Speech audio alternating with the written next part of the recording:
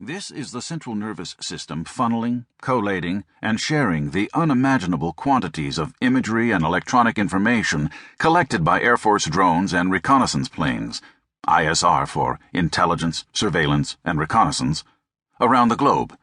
In theory, anyone in any part of the DCGS has access to any information that has been fed into the system, wherever they are. Thus it was that the images captured by the Predator were being watched at Hurlburt by a dedicated team, a mini-bureaucracy of young men and women, each with specialized tasks. In overall charge was an Intelligence Tactical Coordinator, ITC, supervising 2 screeners. The chief screener, a civilian on contract from SAIC, a major defense corporation heavily involved in drone operations, outranked the second screener, a junior Air Force officer who happened to be her husband. Also present were 2 full-motion video analysts, FMVs. While one FMV watched the screen, the other typed products, conclusions drawn from the imagery, which were then passed to the screeners for onward transmission via a system known as Internet Relay Chat to the Mission Intelligence Coordinator sitting in his trailer in Nevada. A geospatial analyst tasked with generating relevant geographical information for the other analysts made up the complement. The video had still more destinations.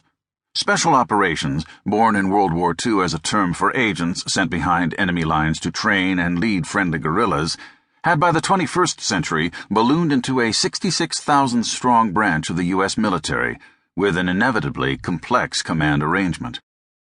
The little raiding party in Uruzgan that night was under the supervision of a Special Operations Task Force headquartered in Kandahar, which was naturally in receipt of the ubiquitous video, along with the written messages streaming back and forth between Nevada and Florida. Kandahar, in turn, answered to Combined Special Operations Task Force headquarters at Bagram, outside Kabul, where the video was also screening. The ultimate beneficiary of all these complex arrangements was a sergeant attached to the raiding party. Known as a Joint Terminal Attack Controller, he was responsible for communicating via radio with any and all air support, including the Predator, and relaying orders and intelligence to and from the young captain commanding the party. Calling himself Jaguar 25, the sergeant was the force's only link with the team in Nevada, which in turn was the sole link with the screeners in Florida. Almost as soon as the raiding party disembarked from their helicopters shortly after midnight, someone out in the darkness had switched on a handheld radio and broadcast a general call to arms. "They are here," he said.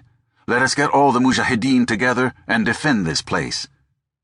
It was a simple, uncomplicated exhortation addressed to no one in particular and audible to anyone with a radio, utterly unlike the assorted esoteric systems employed by the U.S. forces. Americans listening in were bemused by their enemies' unconcern for eavesdropping, and indeed the Taliban summons, if that was what it was overheard by a host of U.S. military intelligence posts on the ground and in the air. Accordingly, the word was passed to look out for enemy reinforcements.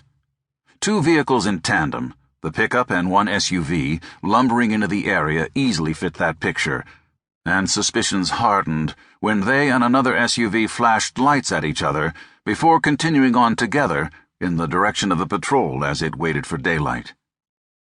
4:15 a.m. Mission Intelligence Controller. "See if you can zoom in on that guy, 'cause he's like, Pilot. "What did he just leave there? Is that a fucking rifle?"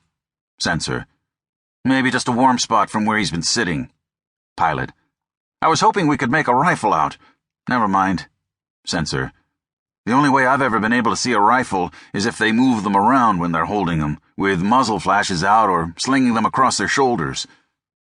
Drone operators are not in immediate contact with the real world, literally, thanks to the phenomenon known as latency, a reference to the time it takes for information to make its way from the drone to a satellite 22,000 miles up in space, down again to a ground station in Ramstein, Germany, switching to a fiber optic cable through which it travels across Western Europe, the Atlantic Ocean, and the continental United States before reaching Nevada and the screen in the pilot's trailer.